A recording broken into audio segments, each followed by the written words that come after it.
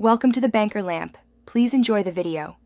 In this video, I will explain how to make soup creamy.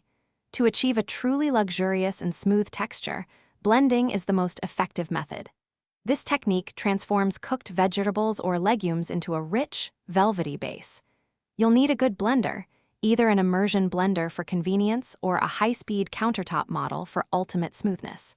Prepare your ingredients by cooking them until very tender. When blending, safety is key, especially with hot liquids. If using a countertop blender, fill it no more than 2/3 full. Start on a low speed, then slowly increase to high, allowing the steam to escape. For an immersion blender, simply place it directly into the pot, ensuring the blade is fully submerged. Move it around to blend all ingredients thoroughly until no lumps remain. The goal is a perfectly smooth consistency.